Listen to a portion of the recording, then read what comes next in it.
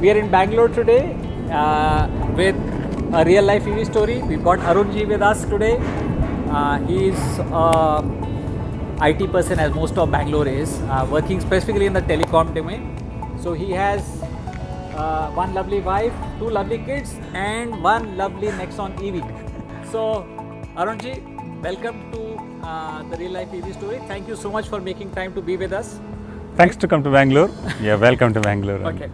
So it's been how many months since you've been driving this EV now? March, it will be 1 year. March 1 year. 17th is when I bought this car. Okay. So like in most birthdays, you know, if you look back at this year, and of course a large part of it was lockdown time. Correct. So what has been the best experience that you've had with this car so far? In fact, I think lockdown and me buying an EV was a good combination. Lovely. Because when it was lockdown, I used to come and sit in the car and see what was there in this car to offer. So you explored the entire car. Yeah, so unlock happened in Unlock 1.0. Every weekend, weekday of course, work at home. Every weekend, all of us, 4 of us, used to pack up, get out of Bangalore. Pack food also, get out of Bangalore, go 100 kilometers in the periphery of Bangalore, enjoy the surroundings of Bangalore. 20 years I am in Bangalore and have not seen as much as after I bought this. Let's move away from this 100-kilometer radius that you've now created. Anything beyond the 100 kilometers? Any experiences that you would like to share about that? Bangalore is 350 kilometers from my place where I stay, and so I hopped on. I did one on my own, so that I know how the car does without the family. So nobody abuses you in case you get stranded. Arun Ji, let's hear the story of the pre-Nexon days. What were your automobiles that you had? Why go electric? Why Nexon? I always liked the concept of electric cars, not because of environment, to be frank, but because of the torque that the car gives. Correct. But E2O did not satisfy me for that. Yeah. So you're a torque addict. Yeah, I am a torque addict. Okay. So the cruise that I had was going 0 to 100 in 9 seconds. Very good car. Nexon. Sorry, I apologize for praising ICE cars over here, but the Cruise is really a good car. I hope they come up with an electric version in the US at least. Yeah. So that used to do 0 to 100 in 9 seconds. Correct. 9 point something. Nexon advertised the same performance on December 2019. That's when I thought I'll go with Nexon. Correct. It really did not satisfy my hunger of sedan cars and the rear dicky space. Car. It's a small compared to that. Correct. But then because of the performance and the fact that I wanted to go electric sometime down the line, I had decided that I'll buy this one.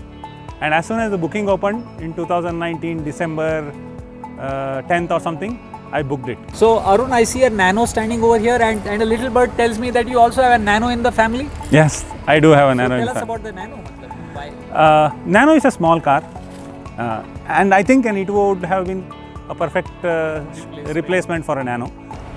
What's the daily running like? Who all end up using it? If you tell us a little bit about the usage.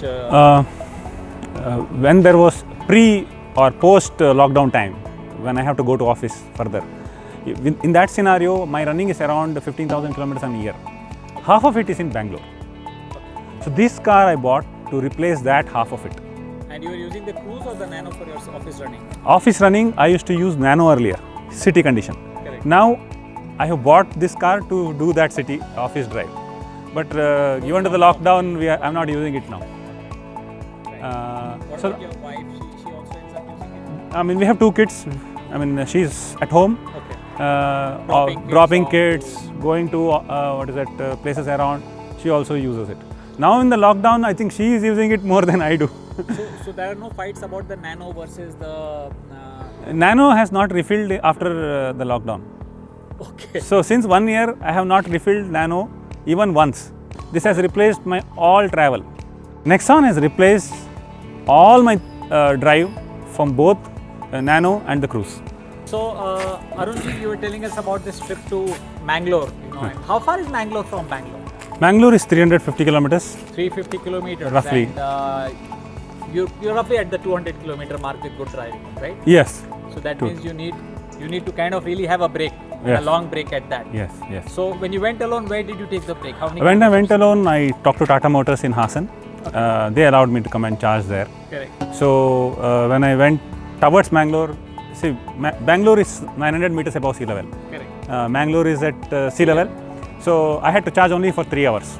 Because you're going down and you're generating electricity. True. Yeah. True. So you didn't have to worry so much about So going every down. 100 meters I go down, I get 1% additional charge. 100 meters, 1%. That's a good equation to have. Yeah. Yeah. Okay. 100 Other way meters around? elevation, Yeah. 100 meters distance. Distance 100 meter elevation, I get 1% charge. When I come up, 100 meter elevation gain, I will spend additional 1%. Which is almost like Yeah, depending upon the kilometers. gradient. Kilometers. Okay. That is a thumb rule that I use now. Wherever I want to go, what is the elevation gain? elevation. Elevation gain, and how much I have to travel. Correct. So that's a very interesting insight from Ravi. Next time you're making a trip on your electric vehicle, correct, the first thing you need to do in your plan is how much is your total elevation gain. I have another app. There is a GPS app that I use. So I put on. So every route which I want to travel back again on, I make this calculation and see profile it and keep. So I will know that how much percentage at what So percent I will first be. time you did the trip was alone. Was alone. Dropped in at Hassan, you went to the Tata Motor dealer, got it charged, got full charge so that you get a little bit of battery on the region on the way down to Mangalore.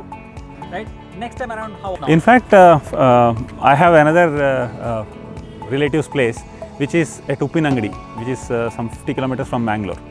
So I topped up to 100% there. That's at the bottom of the That is again bottom of the guard. It didn't take too much time. Must It have did taken not about take an hour and a half. an hour. So that was to be doubly sure when I, because that was the first time I was coming up Correct. a guard So section. how much did the ghat suck out? After from Uppinangadi to Hassan, through the guard section I have come, it took me 80% charge. How many kilometers? It was 120 kilometers. Okay. The car took so 80% so the charge. range dropped down to 150 kilometers and this was single seat. Yeah, single drive. Okay. Right. So tell us about the other trip. So this was your single trip. The next time onwards you did more or less the same thing with the family? Family, I took, stayed in a hotel. I went to Sakleshpur. By that time I had got 2.0 update. Oh, what is that? Can you tell us about the two? With 2.0 software update, there is a package. Basically, they gave update for BMS software. They gave update for VCU software. And they have given update for the infotainment, basically the Sure. what is that, AC software as well, air conditioning software as So well. the range went up. The performance was better. Okay. I will not call the range went up. So what do you mean? Can you be specific? What improvement performance did you see? Basically, from our drive pattern, we could adopt better to get more range. So if you are still not using the regenerative braking, if you are still not using if you are still extracting a lot of power from the car when you are driving, it may not give the enhanced range. But for a city, the drive mode was very powerful. Okay, so they toned down a little bit. Okay. On the S mode, they did not tone down the performance, but they toned down the region. This way, they have aligned it to users' need. That is one. And the BMS software, there were certainly some bugs with respect to how the charge was managed. Right. They fixed that. So with these two, car really performed better. I would say I have not really calculated it per se, but I have seen up to 10% more efficient. So where I get 200, I get 220. Lovely. So here, 10% bonus into your fuel tank.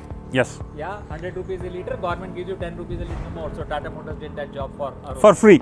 For free. So this time around, I was confident to go till Sakleshpur. Sakleshpur is 240 kilometers from my place. Correct. I went with family. Locked down to the hotel. I was expecting to reach there with around 15% charge. Because it rained, the road was bad after Hassan. Okay. It went to 9%, but still not bad. It was in the thought process that I had in. So Arun, let me understand this. The moment you get into bad road territory, the moment you get into wet road territory, what you're saying is that the range comes down. Yes. What percentage? Any idea? For example, a road as bad as this.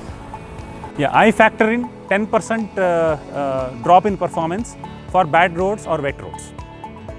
From the calculation point. The worse the road, the more the drop in range. Yes, yes. When I say what happens is you will lose momentum. Exactly. You have a lot of hump, you have gravels on the road, you lose momentum. If there is waterlogging, you have to decelerate, you lose momentum. That's what kills the range. What is the speed for the best efficiency? That's what your observation has been. My observation has been 60 kilometers.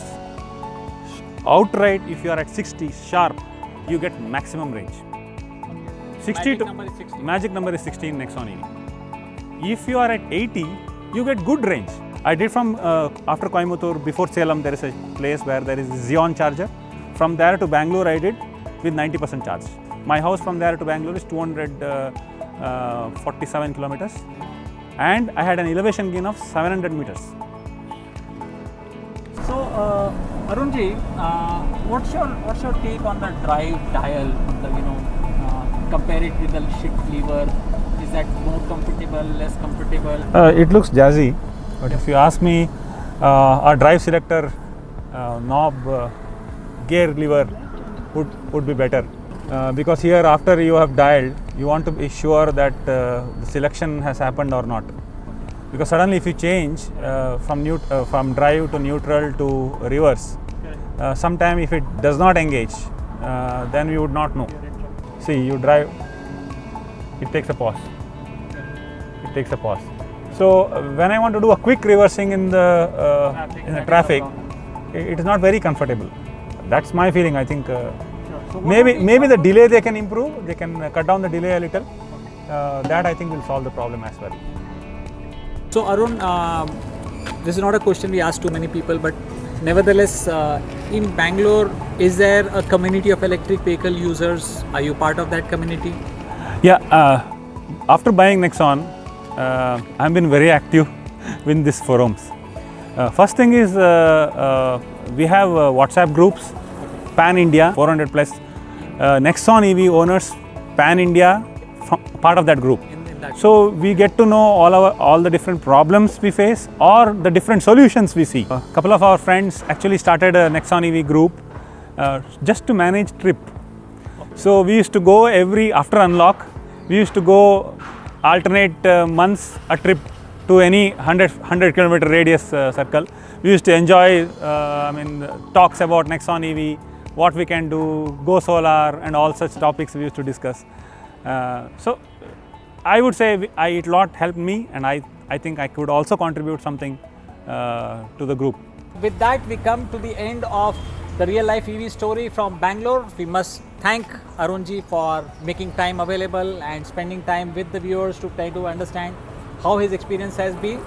So we look forward to coming back to you a year later, 2 years later, and continuing this story. Right? We wish you happy driving with this car and keep on watching. If you have any questions for Arunji, please put them in the comments below and we'll ensure Arunji answers those questions for you. Thank you.